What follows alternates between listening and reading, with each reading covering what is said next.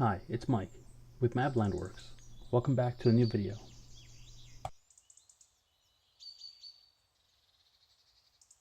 Clean stone, small bucket. It rained 2 days ago. Everything is still soaked.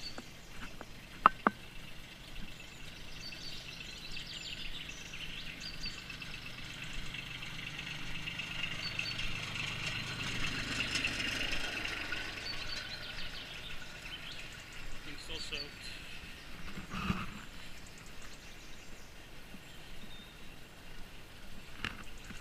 Got the fabric in. Temporary trench to keep water out of the main trench. Set here. Finish out to there.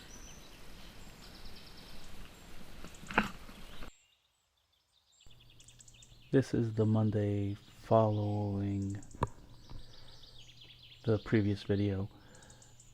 Unfortunately, on Sunday it rained again, but this time of year it's kind of par for the course. It's funny how much work a little rock can make. So that's why it wasn't latching. I had a little bit of debris in there.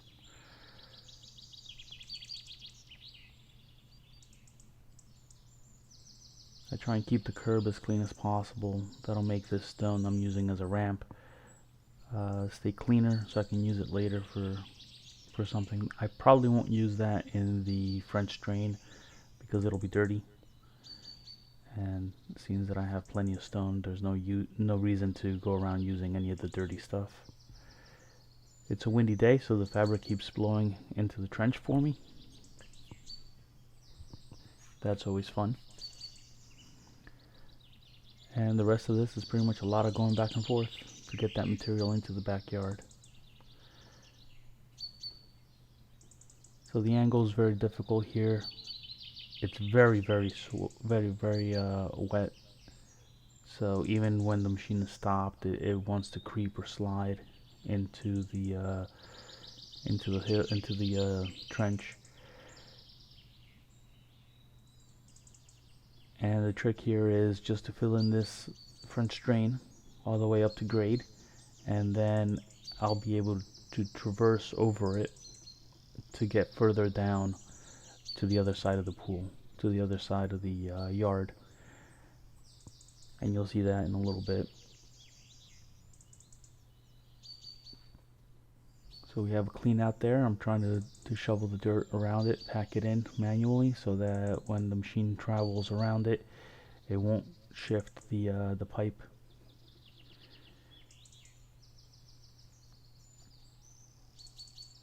Now part of that's in, and it's just too wet for me to keep working. It's early in the morning, so I decided to come over to the Mini X and start finishing that trench. And that'll give me some time for the ground to firm up a little bit. Hopefully a little bit after lunch it'll be solid enough where I can get in and out and get that stone in. I'm not a big fan of leaving material out on the street. So whenever we have a job like this and we have material out on the street, I do my best to get that material into the job site.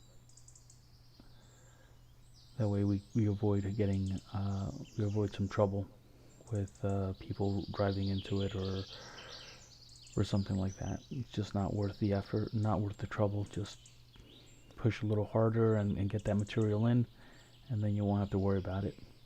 Makes it so I can sleep better at night.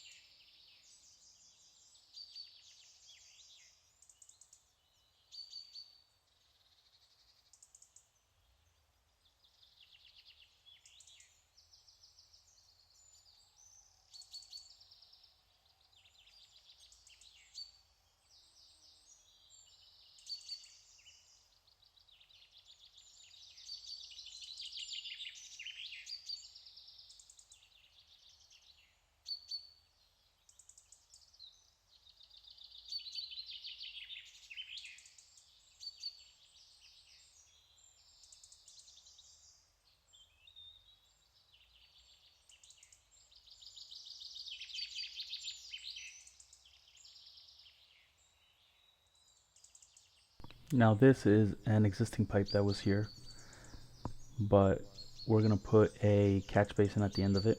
I like to put catch basins at the end of all my pipes. I use that as my daylight option.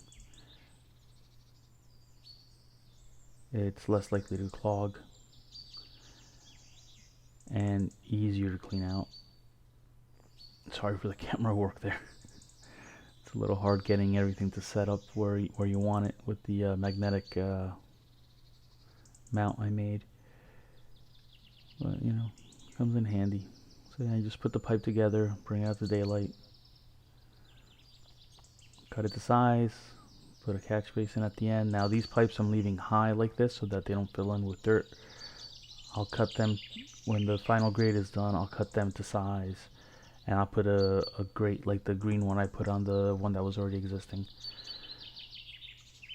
So funny thing with that existing grate is that apparently, so that French drain that dry well that we found is actually there because of groundwater. So the groundwater is actually coming through that hillside, and later on, I don't know if I got video of that part, but the water is literally percolating out of the ground. As we drive the machines back and forth, we tore through the top layer of topsoil and we expose the sand layer, and through that sand layer all the water that's in the ground is just using that almost as a spring and just coming out. And that's why you see that trench there has water and it won't dry out, because the water is literally coming out of the dirt from the hillside, out of the ground. So that's what that French drain was there for. I don't know how they managed to not get it to work, but there's only so much I can do with other people's work. Try and make it so that we can get it to work as best as possible. But really, at some point it might have to get taken out again and redone, and probably done a little better. So the stone was creating a dry well, and that dry well is supposed to feed that large pipe we found. So I just fed a new pipe into the old pipe and then daylighted that out, and that's what you see me covering up right now. And then just time will tell if that is going to work or not. It's really difficult because again, somebody else's work, and unless I expose it completely, I have no idea really what's going on.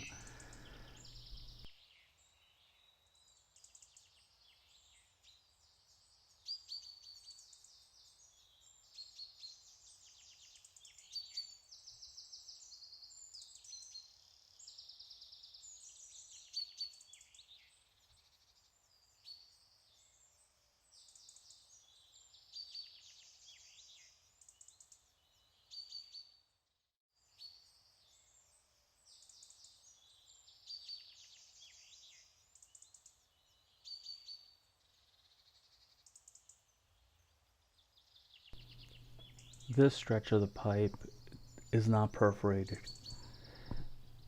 The only pipe that's perforated is the one that's underneath the stone.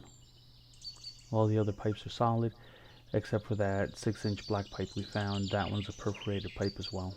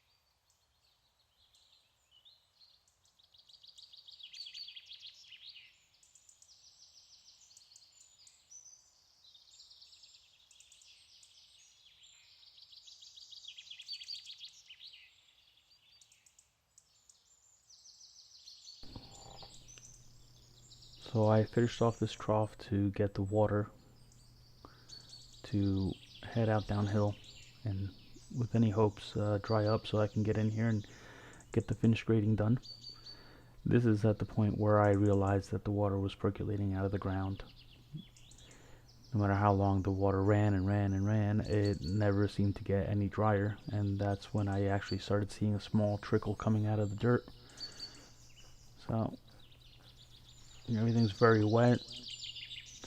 The mini excavator is pretty much done on this job. Time to get it out of here to make room, and it'll make it easier to get everything else in and out.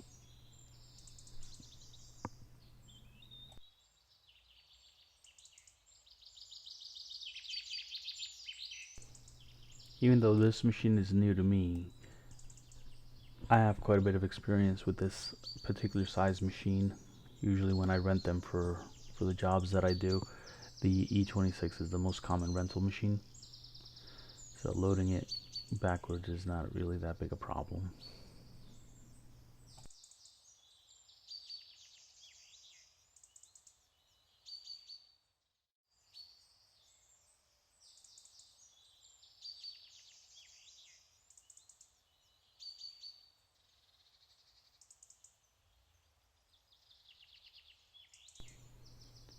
So at this point, it's just a matter of getting the stone into the backyard, raking it into place, keeping this fabric from blowing all over the place. Usually I have staples. Unfortunately, I'm out. But, you know, the rakes, I mean, you can do it old school. Just put the rakes in, or sometimes even when you're doing larger rocks, just use the rocks to pin it in place and then pour.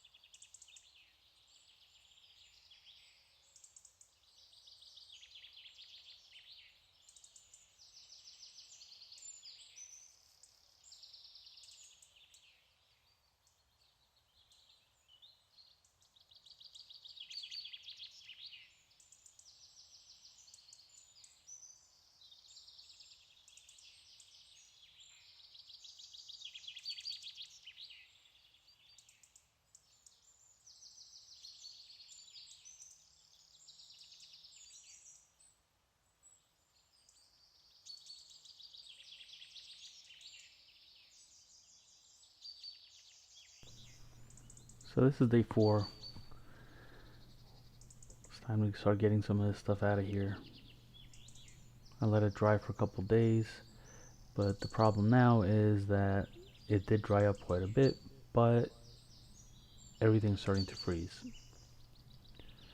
So it's going straight from freezing and clumping up into a muddy mess. So again, this is the reason we don't do this kind of work usually in the winter.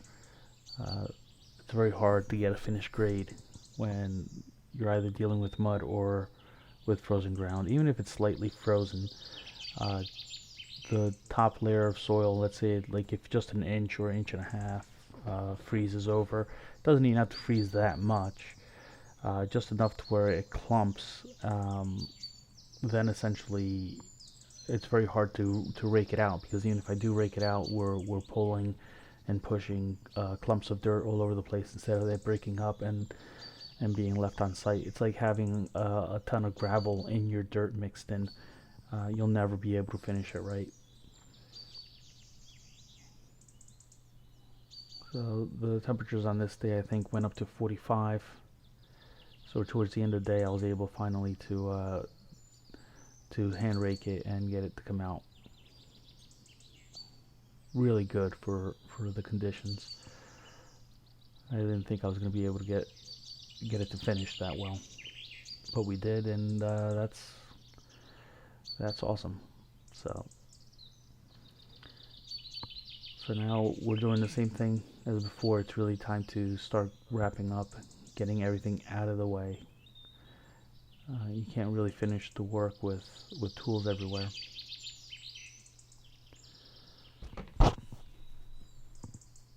I'm putting that rock bucket back on. That's really the best thing for the finished grading.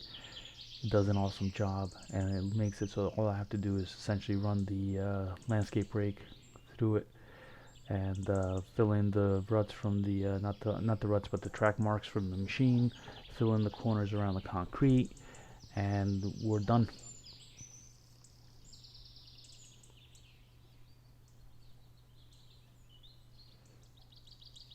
And as I work my way around, you'll see the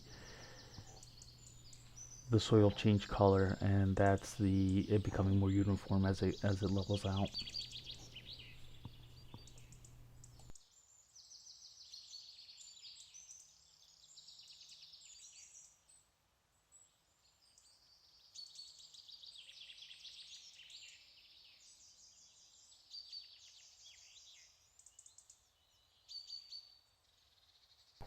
Another trick I use during winter work is I show up a little later in the day.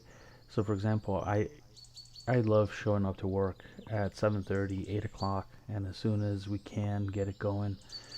But in the winter, what I do is I show up a little later, maybe 9 or 10, and that makes it so that the temperatures are already up above freezing. They've been up above freezing for a while. The ground's already thawing out. And when I start doing the work, I'm not pushing the frozen ground around as much or breaking it up because it's already had a chance to thaw out. The ground is nice and dark, so it absorbs a lot of heat from the sun, and that's just a little trick I use in the winter.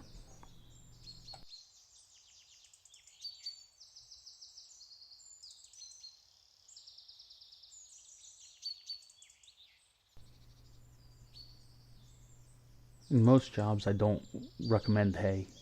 The only reason we're using hay on this job is for two reasons. One, it's winter, so the ground's going to be without vegetation for a very long time. Even if we seed, obviously the seed's not going to start growing in January and February. So the ground's going to be bare probably into mid-April, which is usually about when the grass seed starts to germinate. So up till then, it's just going to be bare ground. So we're going to have this exposed to the elements for a very long time. So that's what the hay does. The hay stabilizes the ground, so as the water runs through the soil, the hay slows it down and diverts it, and it stops the rutting from happening. It helps prevent washout, so you have less washout going into the woods. So that's really why I'm putting the hay down on this job site.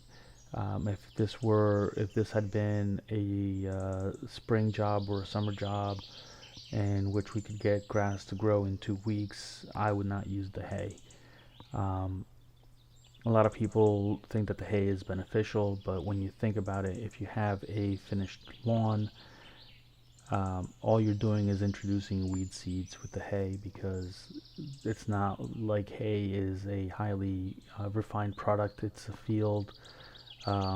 Most farmers don't even fertilize their hay fields because they're just growing the hay to keep their farm zoning. So they're not really looking to dump money into it. We don't have a huge market for hay as far as horses and such in this area. So the hay is not a high quality feed hay. A lot of times it's got a lot of weeds, it's got a lot of brush in there. So every time we're bringing in that hay on a nice level land, the hay is going to introduce a lot of weed seeds. And unfortunately, you get that orchard grass, which is very closely related to your lawn grass, your bluegrass, your fescues.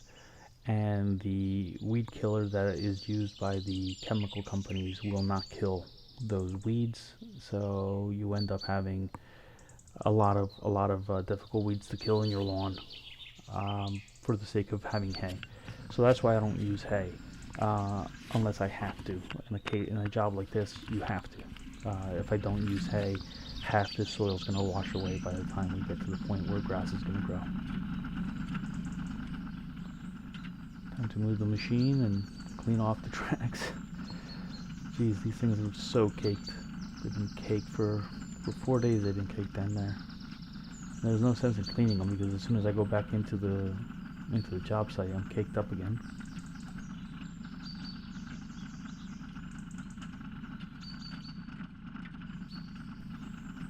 Here we have some finished photos. And that's it for this job. We'll wait till the spring. They asked me for a price for sod. I gave it to them. So they're all set on that front. And come spring, either seed or sod will get put down. And, you know, maybe by June it'll be a nice green lawn.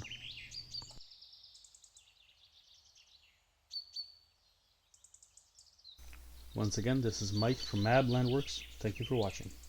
See you next time.